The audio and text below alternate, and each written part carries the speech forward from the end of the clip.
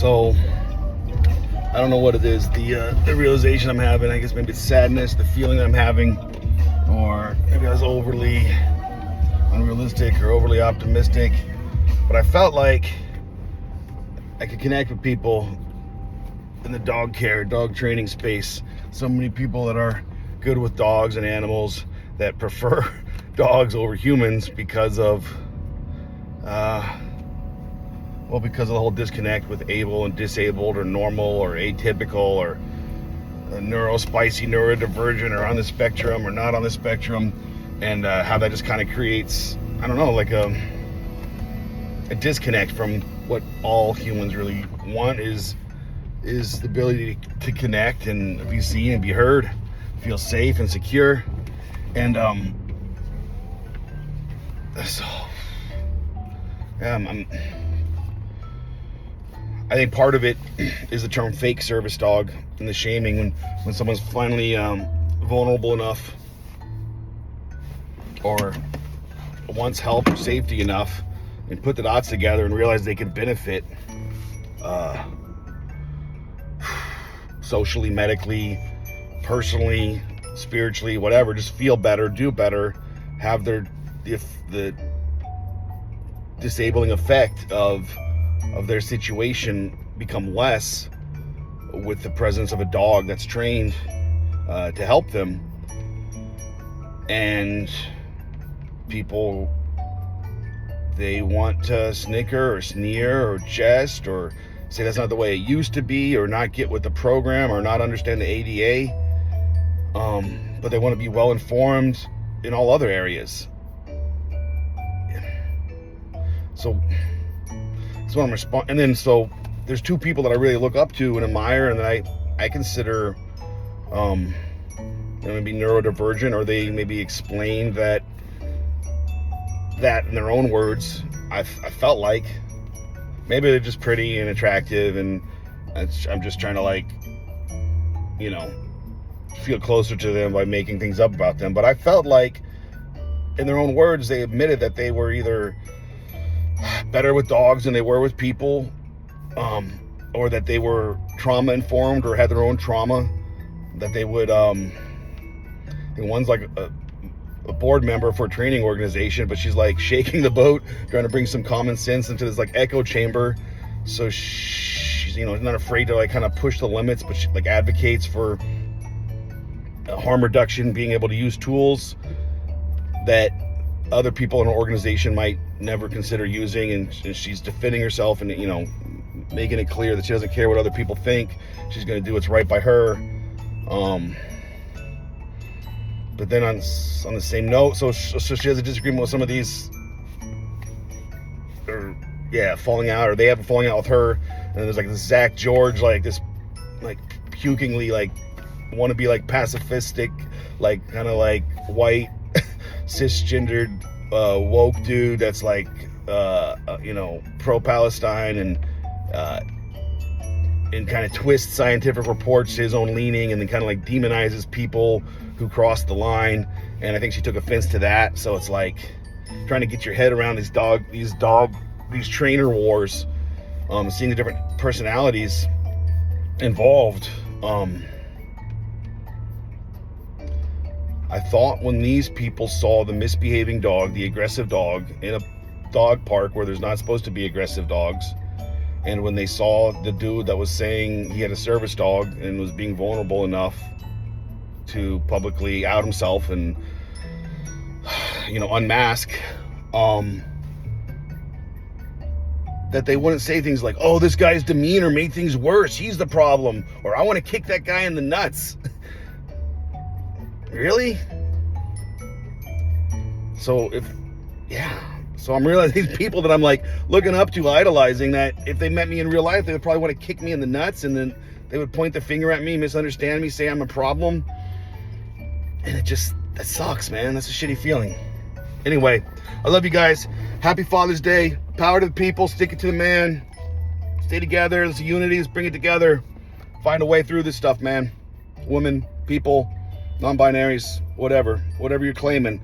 Let's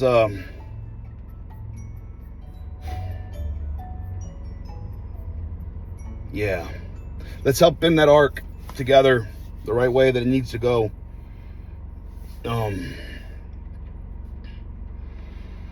let's hash some of this stuff out, but let's not attack each other, try to destroy each other, get too caught up in our egos, our identities, or our body of work, or what we've studied.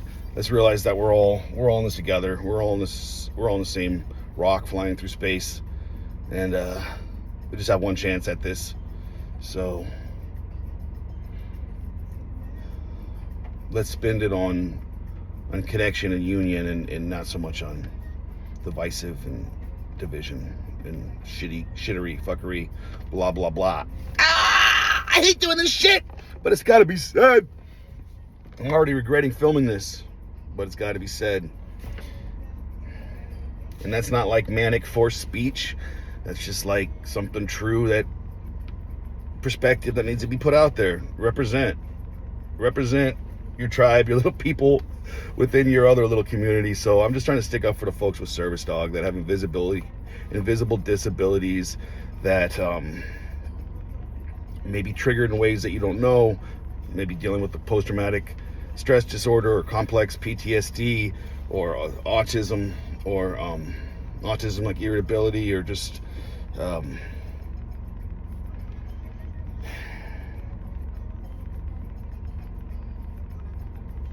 or just not even into like the whole fake fluffery, like social etiquette, how's the weather, small talk.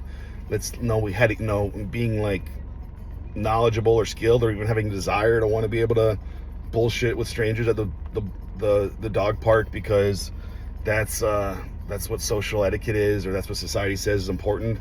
You can be the weird guy at the dog park. You don't have to get along with all those people.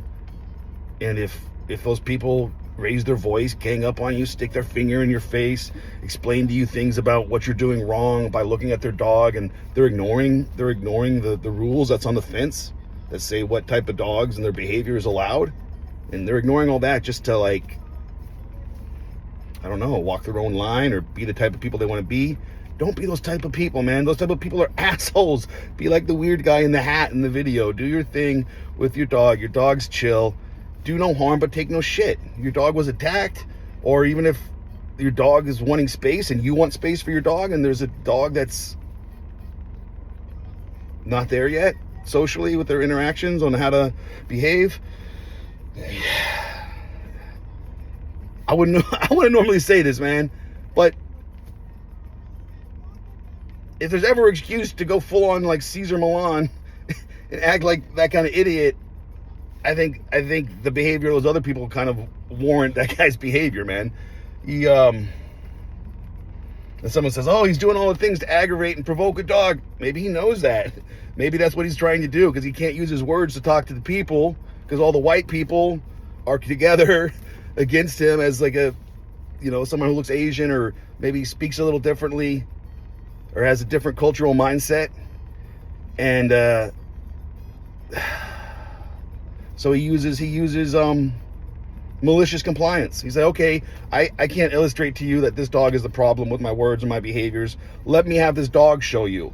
And so he provokes the dog a little bit. The dog gets ramped up, riled up, starts acting in ways that clearly break the rules of the park. And then he can point back at the sign and say, okay, if this dog's not the problem, well, the writing's on the wall right there. It's clear that your dog is not doing what the people who established this park, want it to be doing. There's no rules on there saying that you can't ask a dog to give you space.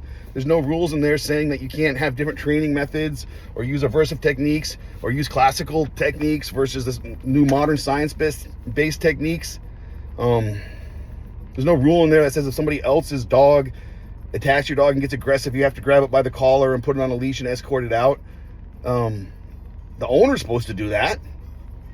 There's nothing in there saying that as a person protecting your dog or your space that you have to do that. You can point your finger, you can use your body language, you can do whatever you want to create safety for yourself and for your dog. And if I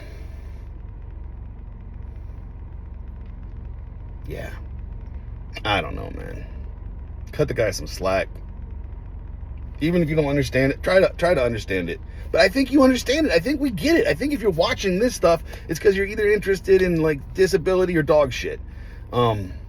or just my good, ravishing good looks, and you just follow me. No, man, but come on, we can agree that those other people were the problem, or equally as the problem. That it wasn't just this, disabled guy's demeanor that made the insurmountable obstacle that made total fuckery happen in the dog park. That's not it, and that's not the conclusion we're going to draw here. Keep disabled people out of dog parks because, they get weird when you point your finger at them, or when you try to mansplain to them, or when you give them some bullshit. No. Stop the bullshit. Stop the mansplaining. Stop the finger pointing. Stop the aggression and hostility and cliquey group mentality bullshit. Stand up for the individual that wants to be in that space. That's where I'm at anyway. Oh, wow. 11 minutes. I feel a little bit better. Sorry you guys had to bear this. Watch this. Whatever. Out. I'm going to get my swim in, my sauna in, some time with my 2 sons, have a nice, healthy, nutritious lunch, and just practice some self-care, self-love on this Father's Day. Hope you guys have a great one. Out again for like the 4th time.